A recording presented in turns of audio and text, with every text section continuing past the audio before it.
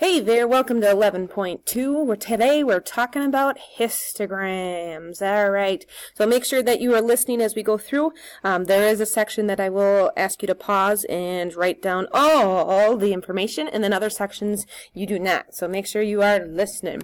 The first thing you need to write down is our objective for today, which is we will create a histogram. Beautiful, right? So we're going to talk about what is a histogram, what does it look like, how do we create it, and then you'll get to practice some on your own. All right. Whoa, look at this. This is our lots of writing here. I do want you to write down steps 1 through 6, right? So go ahead and pause. Write down numbers 1 through 6. Go for it. All right, a histogram is like a bar graph, but the numerical data is put into intervals, right? So instead of going up to 100, we're going to count and we're going to find out how many people or what is our data in that group from 0 to 100 or 0 to 50 or whatever it may be. As we make a histogram, you notice here that it says the bars do not have spaces between them. So the steps that you just wrote down, number 1, we're going to choose the appropriate interval, and it says here, oh, you were often told which interval to use. Number 2, we're going to group or sort the data into a frequency table. 3, we're going to label the vertical axis and mark the intervals, right? So it must contain the highest frequency. And when we label them, we cannot just write frequency, right? Number 4, we're going to label the horizontal axis with the grouped intervals. We're going to draw the bars without spaces, and we are going to title the graph to help observers understand what our data is telling us. All right, so make sure that you have 1 through 6 complete in your notes. All right, take a look at this. You do not have to write this down. If you want, you can, but you do not. So we're just going to take a look through this example here and see what does a histogram look like and how do we create one, right? So here's some ages of some passengers on a flight that is heading to New York City. So look at all of the range of ages, right? We have anywhere it looks like our smallest may be 2. Right, and our highest, our oldest person, 95-ish, somewhere, 90, I see a 97 over here, I guess, right? So yeah, we have a lot of different ages on this flight. So a histogram helps us organize the information so that we can answer some questions. We can kind of see what's going on in our flight. So we can answer some of the questions like, how many in each age group were on the plane? How many people under the age of 30 were on the plane? How many people over the age of 70 were on the plane? Airplanes, especially, they look at this information. Who are the people that fly the most, right? What age ranges? And then from those age ranges, they put on deals or discounts and things like that, right? But they create histograms and look at the data to see what is that information there. So the histogram is going to give us the overall picture of the data, but it won't give us any specifics, but it will give us a general range, kind of oh, this is what it looks like. All right, you do not need to write this down, but take a look. So a frequency table, this is kind of what we're creating. We have our title, so we have the ages of passengers on a flight to New York City. We have the number of passengers. We have the age groups. We have our interval, which is called our frequency table. Okay, now take a look at this kind of frequency table. We're just looking at our information here. So if we do the interval from 0 years old to 99, that includes all 50 people that were on this plane. If we make a histogram, that's what it looks like, right? That's kind of crazy. We put all 50 people into one bar graph. Well, that's a great bar graph or histogram, but it really doesn't help us with a lot of information, right? That's a huge range, 0 to 99 years old.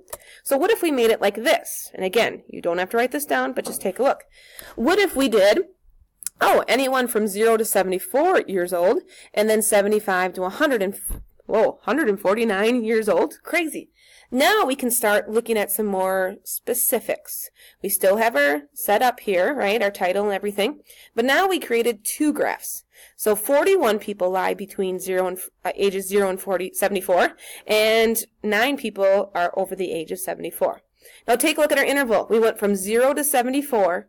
Your next interval then starts at the next number, so 75, and then goes. So here we're counting by 75s. So in each interval, there should be 75. 0 counts as a number, right? So that's why we have 75 people in each interval.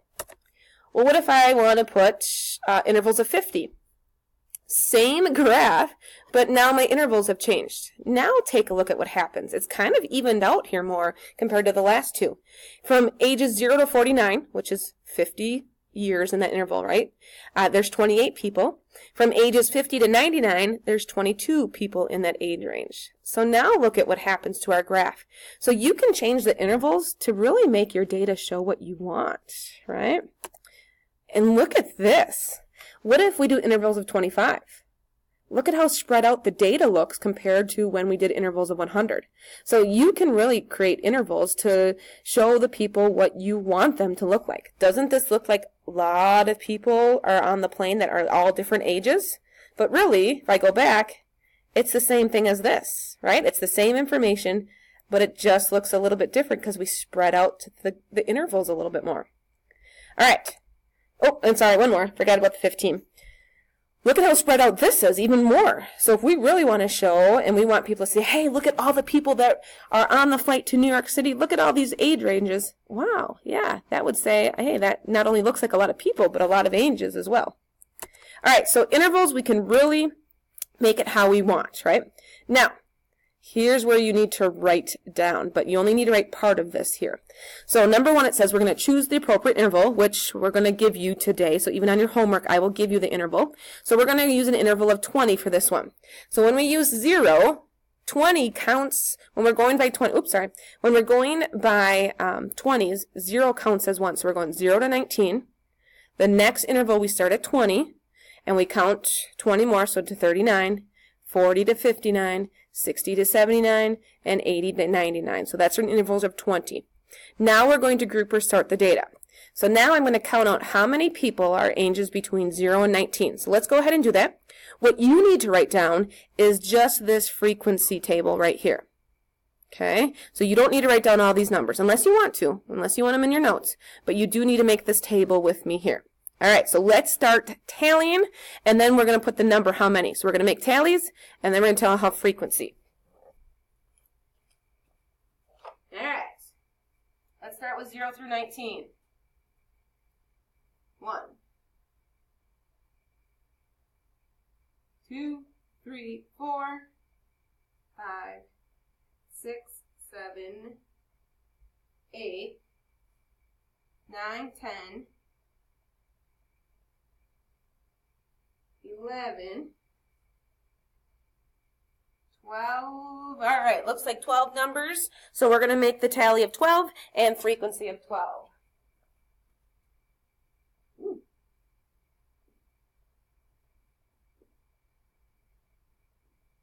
All right. Perfect. All right, so now let's go through and figure out how many are from 20 to 39, including 20 and 39. 1, 2, 3, 4, 5, 6, 7, 8, 9, 10. All right, did we miss any? Looks like we did looking pretty good. All right, so 10 tally marks here.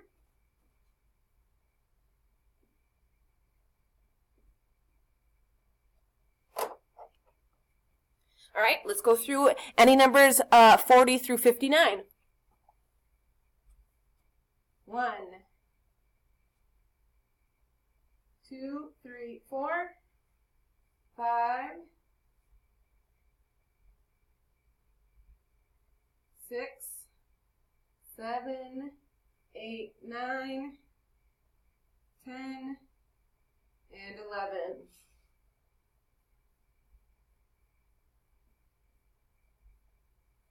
All right, make your tally marks there. All right, so we're done with the 40 to 59 range. Let's now go to the 60 to 79 range.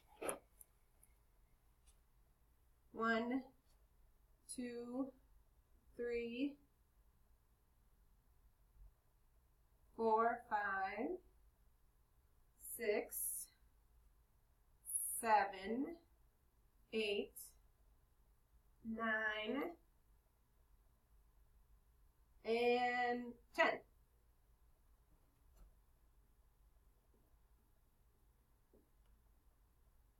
All right, and then our last crew here, our 80 to 99 range. 1, 2, 3, 4, 5, 6, and 7.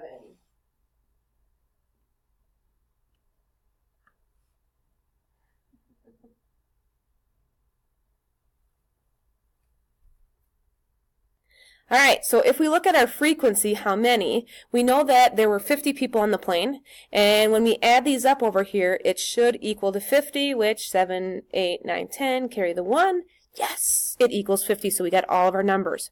So now, in your notes, you should have this frequency table, and let's go ahead and turn it into a histogram. All right, now let's go ahead and make our graph. We're going to label the vertical axis, the number of passengers. We're going to label the horizontal axis, which is our age groups. Probably need a title for the graph as well, right? The age groups of passengers on their way to New York or something like that, right? All right, so let's go ahead and draw our bars. And remember that when the histogram, they touch. There's no gap in the middle.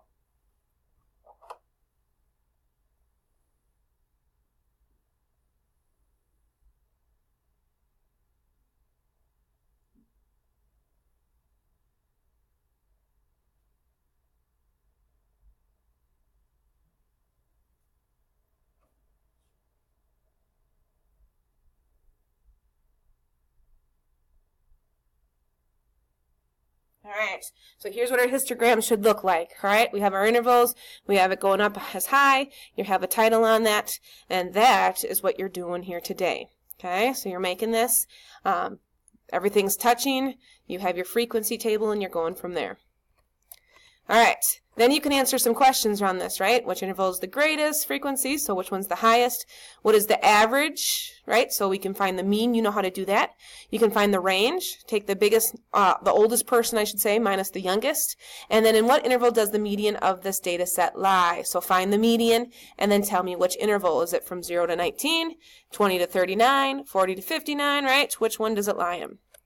All right, you have 11 to a worksheet. You are making histograms and answering some questions. Good luck.